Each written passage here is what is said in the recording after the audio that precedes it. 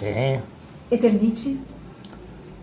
Olha, Eternit eu tenho e tenho dois tenho.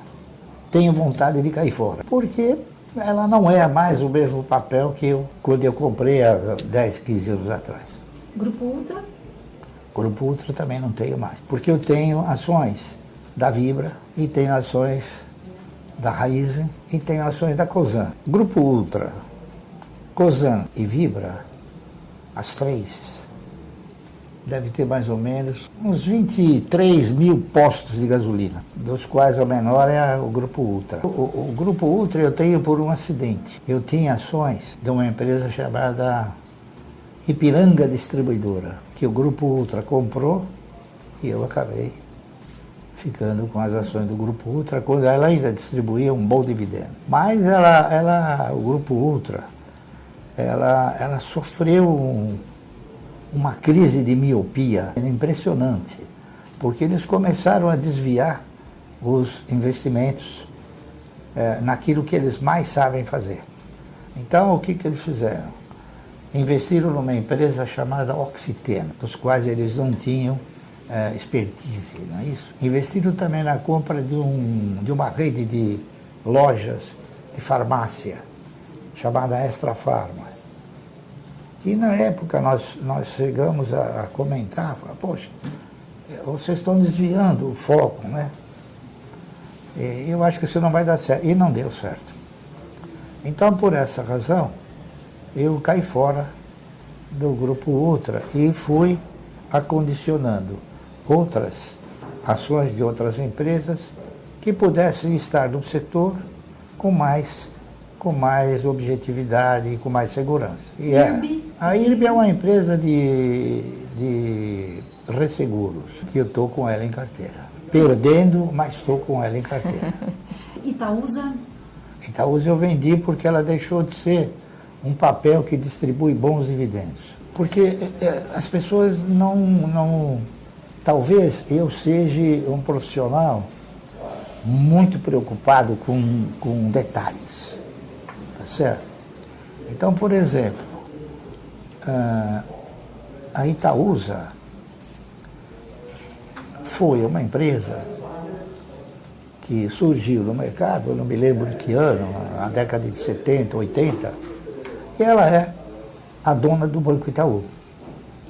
Só que, através da Itaúsa, o Itaú começou a investir em outros segmentos. E, paralelamente, ela foi aumentando a quantidade de ações. Então, hoje, ela tem uma quantidade de ações que dificilmente ela consegue remunerar bem. Ela tem, se não me falha a memória, 8 bilhões. Então, para ela poder dar um resultado bom, ela precisa ter um lucro de 30, 40 bilhões. E ela não vai ter. Por quê? Porque o lucro dela é um lucro mais originário do Banco Itaú. Porque, lamentavelmente, a Itaúsa também, no meu interpretar, ela deixou de exercitar investimentos em outros segmentos que talvez pudessem gerar o mesmo lucro que o Banco Itaú. Então, por exemplo, hoje a Itaú, há pouco tempo atrás, investiu em chinelinho, alpargata. Quer dizer, eu não sei até que ponto, investiu em outro segmento também, que tem uma concorrência grande, que é a distribuição de botijão de gás, né? Tá certo? Então, eu acho que... E outra coisa, ela tem um poderosíssimo capital, né? Quantidade de ações. E ela não consegue performar, correto? Então, ela vem regredindo progressivamente. Por quê? Porque ela aumenta a quantidade de ações e cada vez que ela aumenta a quantidade de ações, o preço... Outro papel que está assim também é o Bradesco. O Bradesco também, por força de ter aumentado sistematicamente a quantidade de ações, hoje ele tem 10 bilhões e 800 milhões de ações. Para remunerar isso, precisa resultados que talvez ele nunca consiga alcançar. Então são esses detalhes técnicos que a gente vai avaliando e vai mostrando uma performance futura. Klabin e Suzano, o senhor ainda tem? Tem, Klabin, para mim talvez não seja um pouco exagerado, mas a Klabin talvez seja uma das melhores empresas para o cidadão colocar na sua carteira de renda mensal. A Klabin é uma empresa que distribui dividendo trimestralmente, a Suzano não. Então ela não reforça teu caixa sistematicamente. E outra coisa também, eles têm estratégias distintas. A Klabin é uma empresa que ela remunera, então ela repassa parte da riqueza que ela gera, não é isso? Ao passo que a Suzano, ela retém mais essa riqueza. E eles têm uma quantidade de ações diferentes. Então hoje a Suzano custa, hoje exatamente custa R$45, né? E a Klabin custa R$4,50, R$4,30, por aí. Então com o dinheiro que você compra uma Suzano, você compra 10 Klabin. Porque o mercado, ele ensina, ele gera, ele produz ensinamentos que não está no livro, que não está em literatura nenhuma. Então a Klabin me ensinou que dividendo você ganha em função de quantidade possuída e não por valor aplicado. A maioria do brasileiro não sabe o que é isso. Taesa, você ainda tem? Taesa eu tenho. Taesa foi a Taesa, ela tem o mesmo controlador. Na Taesa ele é controlador parceiro. Porque quem controla a Taesa é a CEMIG. É a ISA, que é uma empresa colombiana, que é dona da TRPL. Eles têm esses dois papéis que são papéis de transmissão. A ISA, ela investe na transmissão, que é um dos filés do setor de energia. O setor de energia tem geração, transmissão e distribuição. Distribuição está fora. Taurus? A Taurus eu tenho, há muito tempo eu tenho Taurus, né? Eu tenho Taurus desde 1900 e alguma coisa. Quando ainda o Estima, o antigo controlador, era dono da empresa. E ela chamava Forjas Taurus. E ela possuía algumas empresas em outros setores, que não de armas, né? Ela possuía uma empresa de capacetes, que ainda possuía uma empresa que chamava Taurus Plast. Eram containers de plástico. E eles faziam também alguns equipamentos que vendiam uma parte para a Petrobras, enfim. E na ocasião, a Forjas Taurus era uma empresa cujo principal elemento da empresa era um cidadão que se chamava armeiro. Ele não chamava armeiro, ele executava a função de armeiro, né? Então ele armava, executava a arma, né? Ele concluía a arma. Num determinado momento da história, a Forjas Taurus foi vendida. Ela foi vendida para o Daniel Birman. O Daniel Birman é dono da, como é que é o nome? CBC. CBC, cartuchos, né? Faz a bala. Então, talvez é interessante ele ter a bala e ter o revólver também, né? Então, são outras empresas. Então, eles compraram a empresa e produziram, né, uma metamorfose grande. Deixaram de fazer tudo isso. Ficaram só com a fábrica de capacetes, porque eles tinham uma predominância muito grande e é difícil vender. Mas ela sempre gerou resultado pequeno, mas gerou. E continua gerando. E ele investiu num segmento de armas.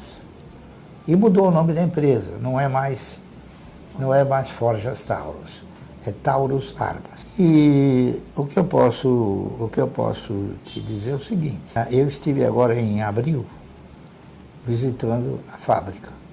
Porque ainda é do meu DNA visitar as fábricas, né? E eu vi uma das fábricas de maior tecnologia, de maior avanço tecnológico em termos de geração e de produção. Você sabe qual é a maior fonte de exportação, fonte de recursos da exportação brasileira? Eu diria minério e o agronegócio. Soja, milho e outros grãos. Né? Por inacreditável que possa parecer, a arma é o único produto industrializado que detém uma concorrência, uma forte concorrência do exterior. É a arma. E o governo não quer. O governo não quer que o cidadão tenha arma. Já ficou mais do que caracterizado que o cidadão brasileiro, ele tem uma certa tendência a se defender porque o Estado não lhe proporciona essa condição. Mas as autoridades não interpretam dessa maneira. Mas mesmo assim, a maioria daquilo que a Taurus produz, ela exporta para 70, 80 países. Então, você veja, ela é líder ou co-líder de mercado nos Estados Unidos. Tem algum outro papel que eu não citei que o senhor passou a investir? A AES, né? A AES Brasil, o papel que agora eu acabei de completar, 5% da empresa, não é isso? Eu gostaria que fosse 50%, mas não dá. Olha, talvez eu não seja o maior, mas eu sou um dos maiores. Existem outros também que são bons investidores. Só que, provavelmente, outros bons investidores, eles não operem na pessoa física, né? Operam através de fundos. Mas eu sou uma pessoa física. O senhor tem quanto em bolsa hoje? Em bolsa não tenho nada. Eu tenho no mercado de valores. Porque o cidadão brasileiro, principalmente o cidadão que tem a incumbência de orientar as pessoas, né? Eles costumam dizer assim, olha, você está aplicando na bolsa. Ninguém aplica na bolsa. A turma aplica no mercado e aplica em empresas. Por isso que às vezes o cidadão chega para mim e fala, Marci, o que você acha da bolsa? Eu não tenho ações da bolsa. Se criou uma nomenclatura que ela não é a certa. Se você for nos Estados Unidos, o camarada não fala quanto você aplicou na bolsa. A primeira coisa que ele vai falar é quais são os papéis que você comprou. Tá entendendo? É diferente. Mas eu conheço uma historinha interessante. O cidadão tinha 30 lojas, né? De armarinho, gravata, um monte de coisa. Aí um belo dia o filho dele chegou e falou, pai, nós precisamos contratar não sei quem para fazer um levantamento de tudo isso daqui, porque a gente não tem certeza. Ele falou, quanto vai custar o levantamento? Vai custar não sei quantos milhões. Ele falou, faz o seguinte, tira o preço de uma gravata, o resto é lucro. Assim é meu. Tá entendendo? Por quê? Porque eu investi pouco. As empresas investem por mim. Por quê? Porque elas me pagam o dividendo e eu compro mais ações. Eu não compro Mercedes, eu compro mais ações. E eu faço isso até hoje.